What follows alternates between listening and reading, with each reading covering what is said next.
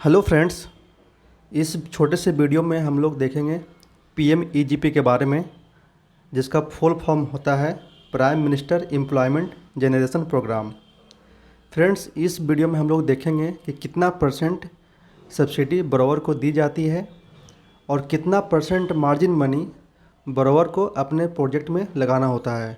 और साथ ही साथ हम लोग ये देखेंगे इस स्कीम के तहत मैक्सिमम प्रोजेक्ट कॉस्ट कितना होता है और इसमें किस टाइप से ईडीपी ट्रेनिंग कराई जाती है और इसका रिपेमेंट पीरियड कितना होता है। तो चलिए फ्रेंड्स, हम लोग आगे बढ़ते हैं। सबसे पहले हम लोग बात करेंगे ऑब्जेक्टिव के बारे में कि prime minister employment generation program का ऑब्जेक्टिव क्या है।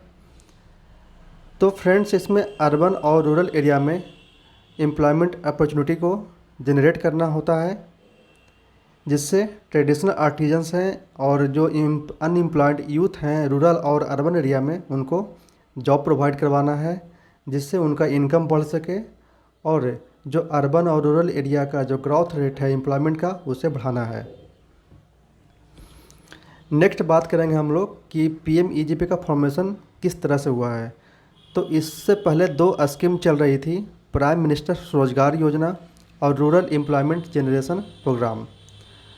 इस दोनों स्कीम को मर्ज करके अगस्त 2008 में prime minister employment generation program का फॉर्मेशन किया गया और ये अभी रिवाइज्ड हुआ है ministry of micro small medium enterprises के द्वारा, जो कि इसको कंटिन्यू रखा गया है 5 साल आगे तक, जो कि फाइनेंशियल ईयर 2021-22 से कंटिन्यू होकर के 2025-26 तक इस तक बढ़ाया गया है। और इसमें कुछ मॉडिफिकेशन हुए हैं जो इस तरह से हैं। सबसे पहला मॉडिफिकेशन इस तरह से हुआ है कि जो मैक्सिमम प्रोजेक्ट कॉस्ट है मैन्युफैक्चरिंग सेक्टर में वो है 50 लाख और सर्विस सेक्टर में 20 लाख तक रखा गया है। इसी के अंतर्गत आपको सब्सिडी प्रोवाइड की जाती है।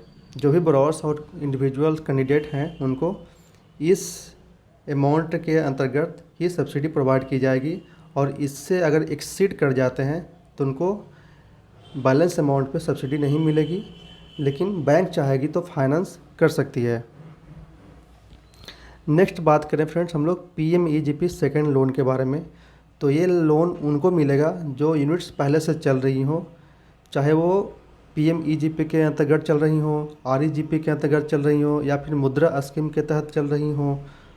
उनको दिया जाएगा इसलिए क्योंकि उनको अपग्रेडेशन, टेक्नोलॉजी इन्हांसिंग, मॉडर्नाइजेशन, इस तरह के कामों के लिए उन्हें लोन दिया जाएगा जो एग्जिस्टिंग यूनिट चल रहे हैं पहले से।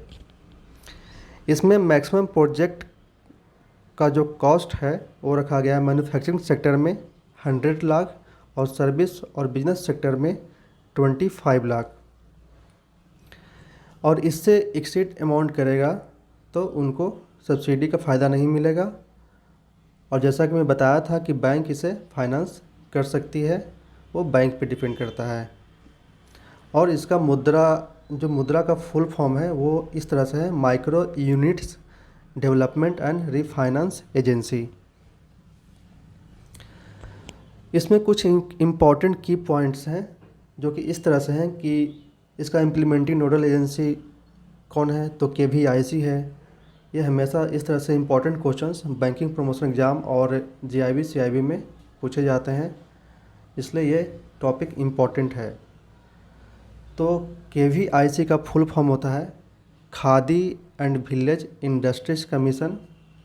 और हम इसको एडमिनिस्ट्रेटेड किसके द्वारा होता है, तो ministry of micro small medium enterprises के द्वारा इसको एडमिनिस्ट्रेटेड किया जाता है।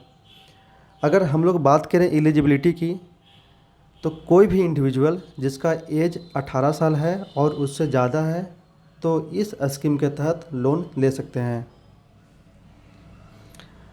फ्रेंड्स, एक पॉइंट और है कि अगर मैन्युफैक्चरिंग सेक्टर में प्रोजेक्ट का कॉस्ट 10 लाख है और सर्विस और बिजनेस सेक्टर में प्रोजेक्ट का कॉस्ट 5 लाख और उससे अबव है, तो जो भी कैंडिडेट ब्रोवर्स होंगे उनको कम से कम 8वीं पास होनी ज़रूरी है। और इसमें कोई भी इनकम क्राइटेरिया को रखा नहीं गया है। फ्रेंड्स, हम लोग अब बात करेंगे ऑब्जेक्टिव ऑफ ईडीपी। ईडीपी का फुल फॉर्म होता है इंटरप्रेन्योरशिप डेवलपमेंट प्रोग्राम। ये एक टाइप का ट्रेनिंग होता है। इसमें कुछ बताया जाता है, जो इंटरप्राइजेज के ऑनर होंगे, जो बरोवर होंगे, उनको कुछ सिखाया जाएगा। इसलिए ये ट्रेनिंग रखा गया है, जो कि इस तरह से है कि to educate the beneficiaries regarding various managerial and operational functions, जैसे प्रोडक्शन हो गया, मार्केटिंग हो गया, इंटरप्राइज मैनेजमेंट हो गया, बैंकिंग फंक्शंस हो गया, बुक कीपिंग हो गया और टैक्सेशन, इंश्योरेंस, ईटीसी के बारे में इनको बताया जाएगा। इसलिए ये ट्रेनिंग कंडक्ट करवाई जाती है इंडिविजुअल्स को, ब्रोवर्स को। नेक्स्ट बात करेंगे हम लोग कि ये ट्रेनिंग कौन सी मोड पे होती है। अगर हम लोग बात करें ऑफलाइन मोड के लिए, तो अगर प्रोजेक्ट का कॉस्ट 5 लाख है तो उनकी ट्रेनिंग 5 डेज के लिए रखी जाती है। अगर प्रोजेक्ट कॉस्ट 5 लाख से एबव है तो ट्रेनिंग 10 डेज की होती है। उसी प्रकार से ऑनलाइन देखेंगे, अगर प्रोजेक्ट कॉस्ट 5 लाख का है तो 30 घंटे की ट्रेनिंग होती है, और प्रोजेक्ट कॉस्ट 5 लाख से एबव है तो 60 घंटे की ट्रेनिंग करवाई जाती है। और उसका पोर्टल है www.udyami.org.in। इस पोर्टल पे उनकी ऑनलाइन ट्रेनिंग करवाई जाती है। अगर फ्रेंड्स हम लोग जिनका प्रोजेक्ट कॉस्ट 2 लाख तक की है तो उनके पास ऑप्शन होता है कि वो ट्रेनिंग करें या फिर ना करें।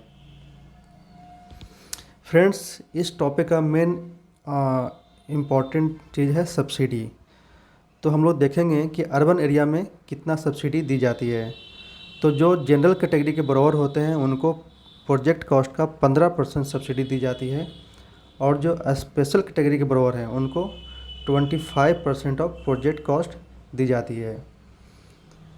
इसी तरह से हम लोग देखेंगे रूरल एरिया में कि जनरल कैटेगरी के बरोवर को 25% ऑफ प्रोजेक्ट कॉस्ट सब्सिडी मिलती है, और स्पेशल कैटेगरी को 35% of project cost as a subsidy के रूप में दी जाती है।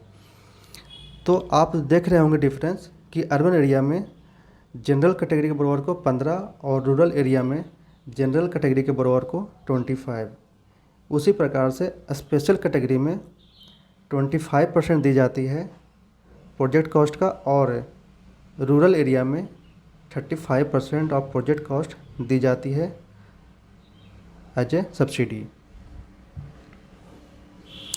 फ्रेंड्स, हम लोग अब बात करेंगे जो PMEGP सेकेंड लोन होना है उसके बारे में।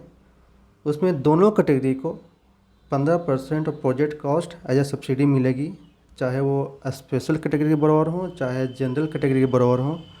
फ्रेंड्स, आपको बता दें कि स्पेशल कैटेगरी के बरोवर वो होते हैं जिस कैटेगरी में SC ST OBC minorities, women, transgenders, differently abled person, north eastern states से जो बिलोंग करेंगे और जो हिली स्टेट से बिलोंग करेंगे, वो सारे कैंडिडेट बरोवर्स स्पेशल कैटेगरी में आते हैं। बट फ्रेंड्स, जो PMEGP का सेकेंड लोन होना है उसमें दोनों कैटेगरी को 15% प्रोजेक्ट कॉस्ट दिया जाएगा, लेकिन जो नॉर्थ ईस्ट रीजन और हिली स्टेट्स से बिलोंग करेंगे उनको 20% ऑफ प्रोजेक्ट कॉस्ट दिया जाएगा एज ए सब्सिडी। अब हम लोग बात करेंगे फ्रेंड्स मार्जिन मनी के बारे में, जो कि ये भी बहुत इम्पॉर्टेंट है।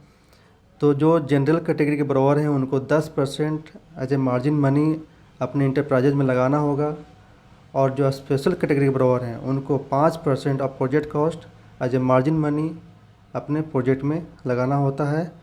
उसी तरह से जो सेकेंड लोन होना है PMEGP के तहत, उसमें से दोनों कैटेगरी को प्रोजेक्ट कॉस्ट का 10% एज ए मार्जिन मनी अपने प्रोजेक्ट में लगाना होता है। बाकी का रिमेनिंग अमाउंट होता है वो बैंक फाइनेंस करती है। फ्रेंड्स, हम लोग अब बात करेंगे रिपेमेंट पीरियड की। तो इसकी रिपेमेंट पीरियड है 3 साल से 7 साल तक, और मोराटोरियम पीरियड इसका है बैंक पे डिपेंड करती है फ्रेंड्स। तो इस तरह से आपका कुछ इंपॉर्टेंट पॉइंट है जो कि बहुत ही इंपॉर्टेंट है आपके GIB के लिए, CIB के लिए, बैंकिंग प्रमोशन एग्ज़ाम के लिए, चाहे वो RBI ग्रुप B का एग्ज़ाम दे रहे हों या फिर NABARD का एग्ज़ाम दे रहे हों, उन सारे एग्ज़ामों के लिए इस टॉपिक से बहुत ही इम्पोर्टेंट क्वेश्चन पूछे जाते हैं। तो इसलिए ये टॉपिक आपका बहुत ही इम्पोर्टेंट है। So thank you friends. अगर वीडियो का अच्छा लगा है तो लाइक कर दीजिए और चैनल को सब्सक्राइब कर दीजिए। Thank you.